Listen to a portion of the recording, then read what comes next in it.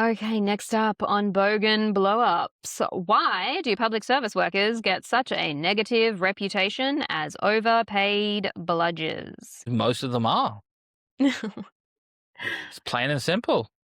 Well, immediately due to bureaucracy and a whole heap of admin paperwork, pretty much everything in the Australian public service, because they are governmental organisations. As a teacher, there is so much compliance where pretty much not only do you have to physically do your job, but you've got to track everything you do about your job to prove that it is purposeful and meaningful and is getting the government it's worth the government spending of you doing your role.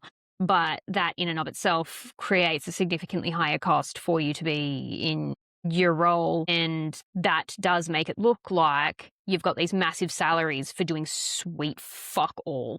And that's because a lot of it is a significant amount of planning and back and forth and discussions with very little actual action in between. So, story. Almost every time APS or public sector work is mentioned, I see comments coming out of the woodwork about how they're all overpaid, they all do nothing, they just sit around in Canberra collecting six-figure salaries and ripping off the taxpayer. Who is this actually about? I've worked in public service for over 10 years, and while there is some truth to that stereotype, there is a clear breakdown. Middle managers and above tend to either have low competence or are outright incompetent with no understanding of what their branch, unit, whatever actually does. Yes, they have high salaries. No, they don't sit around doing nothing. It's more that most of their time is spent in pointless meetings. Non-management salaried roles are typically working their asses off and are under-resourced and underpaid, with some specific exceptions like teams dedicated to people and culture, basically roles in which all you do is send emails and fancy graphics about respecting women and not being racist. For those niche cases, I agree it should probably be a part-time 50k per annum role.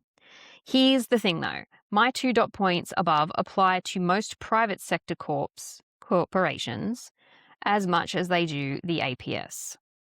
There's a lot of inefficient bureaucracies, as I mentioned, out there, but that's nothing new. Managers managing managers, all the way down to a team of 8 people who are working 10-hour days routinely and on the verge of a mental breakdown because there are more managers than there are actual workers. Yeah. Our people may be confusing public servants with politicians, ministers, department heads, commissioners, because, yeah, those people are parasites in almost all cases and on pay in the mid-six figures. And I'm talking the people who get dragged in front of Senate estimates and don't have answers to any questions, take everything on notice, have ego the size of Mars, etc.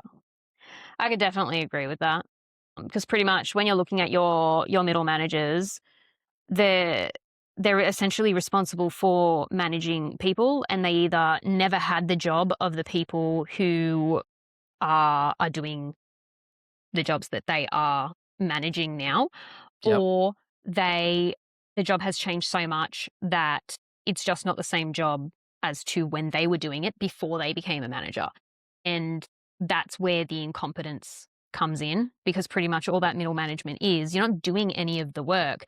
You're really just a paper pusher of collecting the data of what's going on and what's getting done from the workers and passing it on to upper management and being responsible for whether or not outcomes are being met. And very often, because of that lack of competence, that's the reason why there's so much miscommunication between what upper management actually want and the outcomes that are being delivered by that incredibly undersourced and underpaid team.